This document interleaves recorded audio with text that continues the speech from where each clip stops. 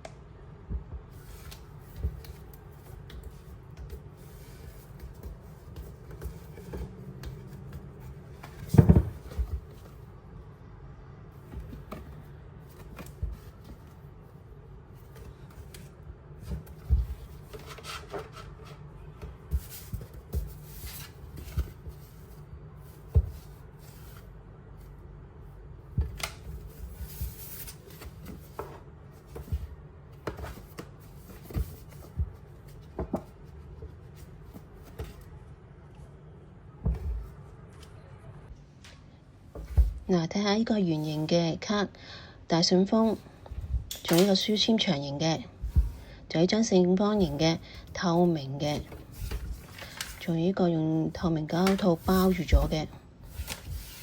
睇下呢個咩嚟先？包住咗嘅喎，開嚟睇下先。唔知入邊係咩嚟嘅咧？應該好多張卡喺入邊。開嚟睇下先啊！哎呀，好似開唔到嘅，係咪呢邊咧？唔係喎，搞錯咗開口喎，呢邊先係啊！開嚟睇下先。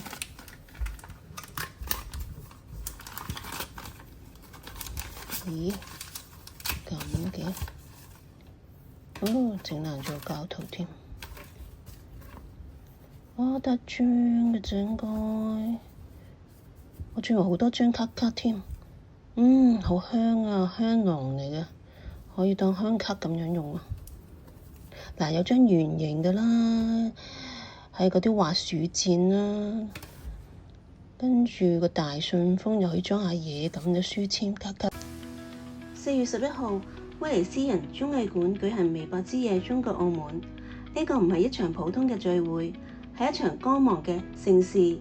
只要你我走進這場盛會，就會感受到自身嘅光芒，目睹一直以嚟喺電視機前面大熒幕中嘅歌星、明星，你我眼中嘅天王天后、男主角、女主角，星光熠熠。微博文化交流之夜，今期同大家講嘅名人係張雨晨。我哋從2025年開始講起。舊年2025年5月11日，雨晨參加 TVB 香港歌唱比賽《中年好聲音3》嘅總決賽當晚，佢魔力大爆發，喺台上表現勇猛，震撼觀眾，成功獲得亞軍，繼而成為 TVB 屬下歌手、藝人，正式喺香港出道，正式開啟香港演藝歌唱事業。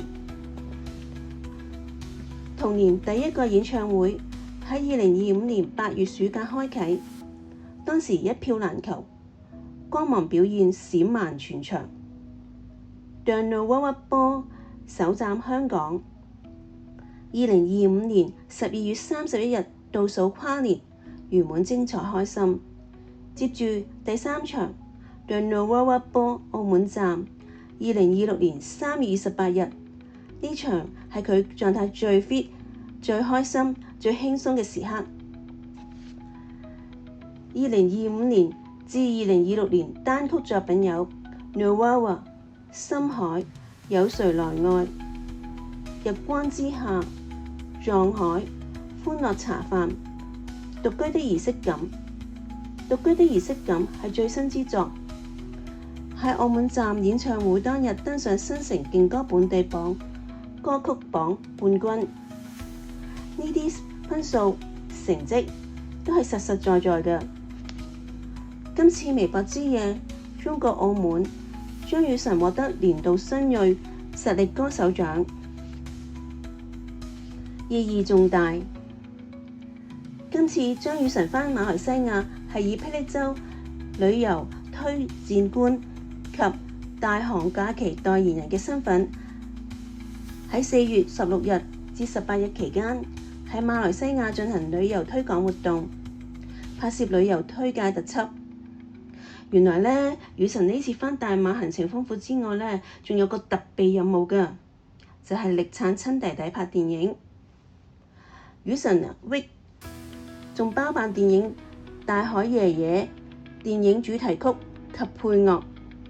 雨晨未知酬勞幾多㗎，就即刻秒回啦，答應做呢份工作，手足情深緊要嘛。張雨晨一個係新銳實力歌手，張信傑一個係新晉嘅導演，意義上呢份合作可以稱為雙傑演藝。張氏孖寶兄弟，恭喜恭喜！